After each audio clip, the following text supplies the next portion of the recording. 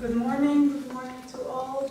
I'm not sure whether I will be able to tell you all, but you can find me in the coffee breaks if you want to know more. Just a brief introduction to tell you something about the context of the Intangible Heritage and Museums project and what we are trying to elaborate in those years we are cooperating.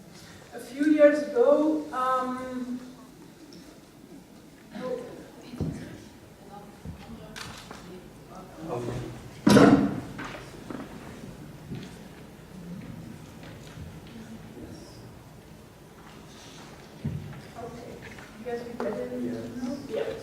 a few years ago, or actually already a decade ago, a number of people in this room started to meet within the context of the UNESCO 2003 Convention for the Safeguarding of Intangible Cultural Heritage.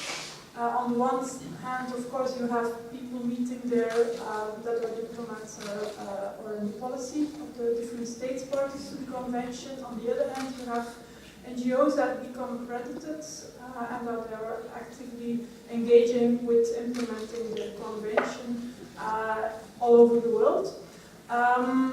This is a very international forum, actually. People from Africa or NGOs from Africa meet people from the Asia Pacific, but also a number, and actually a huge number of European participants are always present at these meetings. And throughout the years, we started to share in the coffee breaks, of course, our experiences. And one of the topics within the European group of people that came up is that we had different experiences in cooperating with museums on intangible heritage, different expertises, different backgrounds of how museums operate institutionally in the different countries in Europe. There was a need to develop knowledge on intangible heritage on the one hand, but on the other hand, it appeared that more and more interesting practices were starting to be developed, but within our own context, it was difficult to find a lot, so that it would be very interesting to learn from each other and to meet and to try to foster these emerging practices on museums and intangible heritage. So we took the opportunity of indeed a Creative Europe program, where at that time there was a call focusing on program priorities of capacity building and transnational mobility, because much of intangible heritage and these living traditions, of course, is not about making products or exhibitions, but it's about participation and engaging in society with processes to work with people, and all the more on this professional level of how, as a heritage professional, we can engage with those processes. It's more about capacity building and learning from each other. So we drafted with a core group of NGOs that are each of them in Switzerland, in the Netherlands, in France, and in Belgium, and in Italy, taking a kind of network role in intangible heritage and have a relation also to museums. We set up a network project to take this process a step further. We drafted the format of conferences, expert meetings, engaged with ICH practitioners also in the midst of that, write position papers, set up debates, have an online platform and so, but all these are of course just tools to get this process going.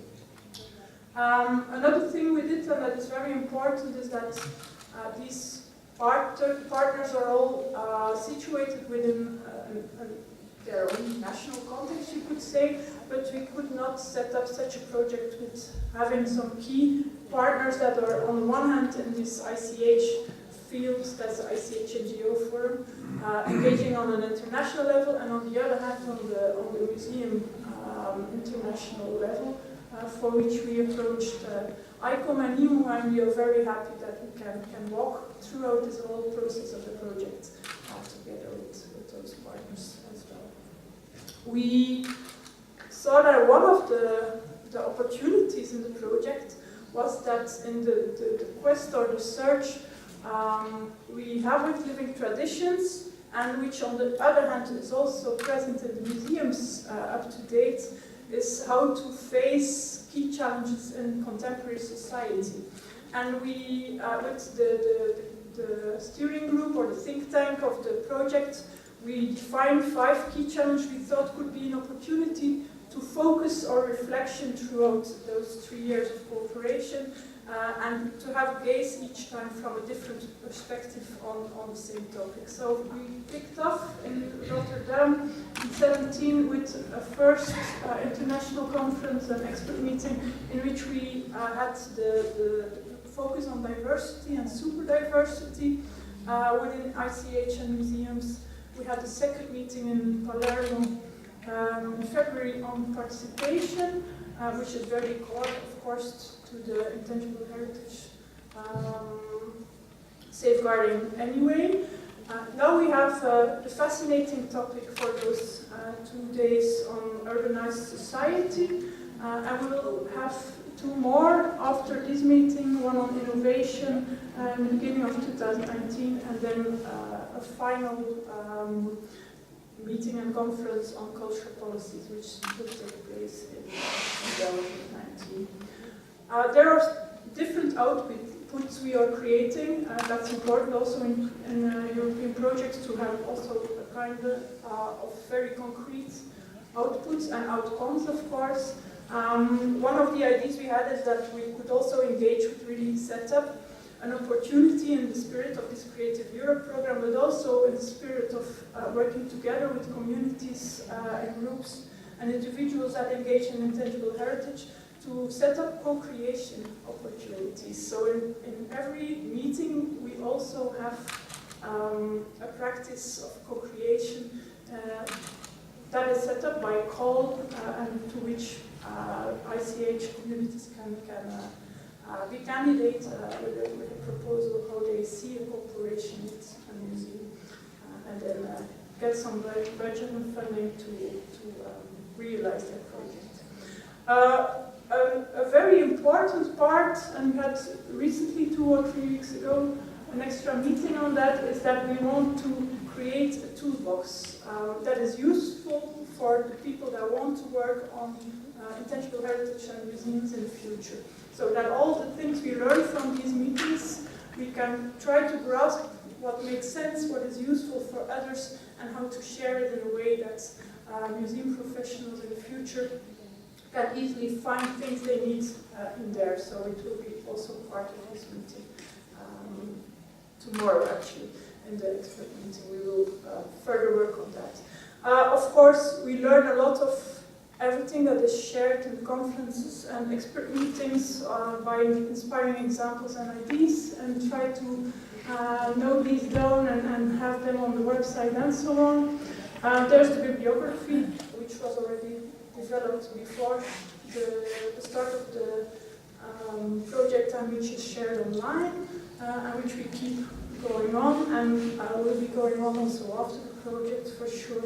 And then there are the meetings and the conferences, but there will be also a final international conference, because now we are like 5 countries meeting each time. It gives an opportunity to all the colleagues in that setting, but we want to open up at the end and to share within the larger European setting as well.